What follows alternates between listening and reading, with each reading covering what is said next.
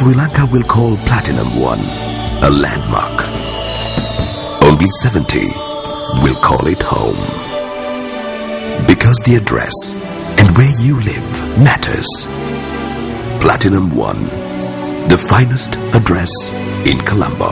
தற்போது வடமாகாணத்தில் பரவி வருகின்ற பாத்தீனியம் கலையினை ஒழிக்கும் திட்டத்தினை வடமாகாண சபை முன்னெடுத்து வருகின்றது. இந்த திட்டத்தின் ஒரு கட்டமாக யாழ் மாவட்டத்தில் பாத்தீனிய ஒழிப்பு நடவடிக்கைகள் பல பகுதிகளிலும் முன்னெடுக்கப்பட்டு வருகின்றன. வடமாகாணத்தின் வவுனியா மாவட்டத்தில் பாத்தீனியம் ஒழிப்பு நடவடிக்கை எவ்வாறு முன்னெடுக்கப்படுகின்றது என்பது தொடர்பான தகவல்களை அறிந்து கொள்வதற்காக எமது பிராந்திய செய்தியாளர் கபிலுடன் நாங்கள் தற்போது ஸ்கைப் ஊடாக தொடர்பினை ஏற்படுத்துகின்றோம். வணக்கம் கபில்.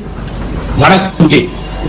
வவுனியாவின் நுழைவாயில் பகுதியில் பாத்தீனியம் கலைகளின் தாக்கம் தொடர்பான விழிப்புணர்வு பதாதைகள் ஆங்காங்கே வைக்கப்பட்டிருந்த நிலைமையில் இன்று அந்த பதாதைகள் அகற்றப்பட்டுள்ள நிலைமையிலும் கூட பாத்தீனியம் வவுனியா மாவட்டத்திலிருந்து அழிக்க முடியாத சூழலாம் காணப்பட்டுக் கொண்டிருக்கின்றது.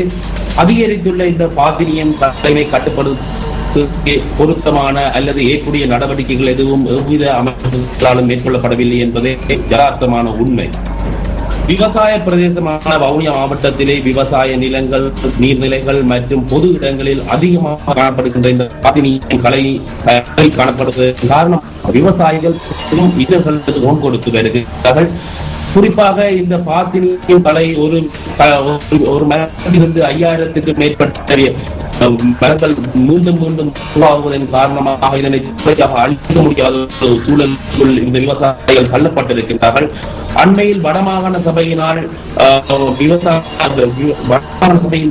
அமைச்சினால் பாத்தீனியத்தை அழிப்பதற்கான நடவடிக்கை பாரிய அளவிலே முன்னெடுப்பதற்கு ஆரம்பிக்கப்பட்ட நிலையிலும் கூட வவுனியா மாவட்டத்திலே அதற்கான சாத்தியப்பாடுகள் அதற்கான விதமான வருவதாக இது தொடர்பாக பாத்தீனியத்தை அழிப்பதற்கு முன்னறிவித்தர்களோ விளம்பரங்களோ விழிப்புணர்வுகளோ பொதுக்களுக்கு வழங்கப்பட்டதாக எந்தவித தகவல்களும் இல்லை.